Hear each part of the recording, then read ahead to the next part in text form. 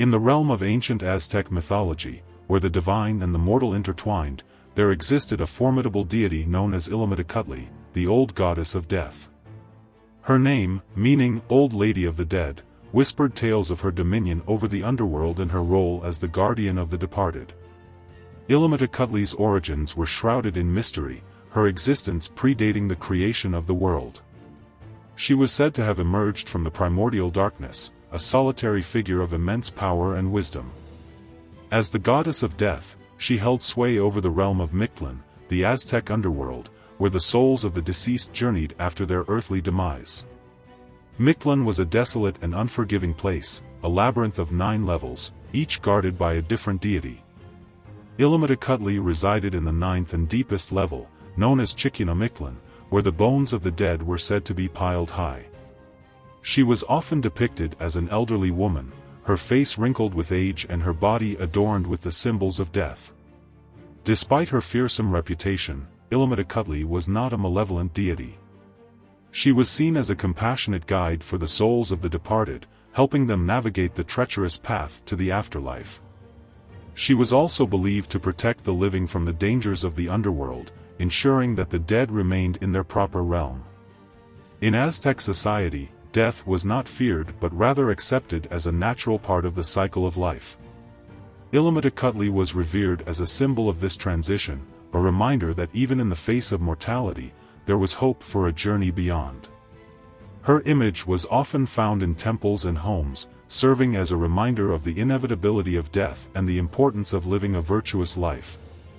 One of the most important festivals dedicated to Ilamatecuhtli was the Mictlan, or Feast of the Dead. During this time, the Aztecs would honor their deceased ancestors by offering them food, drink, and other offerings. They would also perform rituals and dances in her honor, seeking her protection and guidance. Ilamatecuhtli's influence extended beyond the realm of death. She was also associated with childbirth and fertility, as she was believed to have the power to grant life as well as take it away. In some depictions, she was shown holding a newborn child in her arms, symbolizing the cycle of life and death. As the Aztec Empire grew and flourished, Ilamatecuhtli's importance diminished somewhat. The rise of the god Huitzilopochtli, the patron deity of the Aztecs, overshadowed her role as the primary deity of death.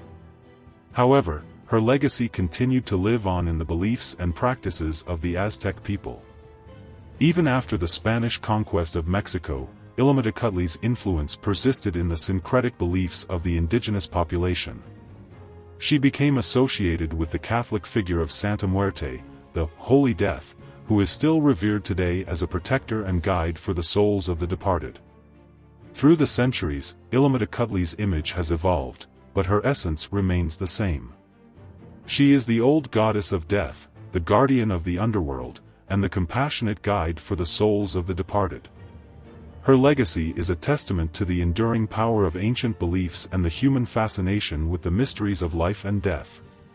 In the depths of Mictlan, where the bones of the dead whispered secrets, Ilamatecuhtli reigned supreme. She was the old lady of the dead, the guardian of the underworld, and the compassionate guide for the souls of the departed. Her presence was both feared and revered, a reminder that even in the face of mortality, there was hope for a journey beyond.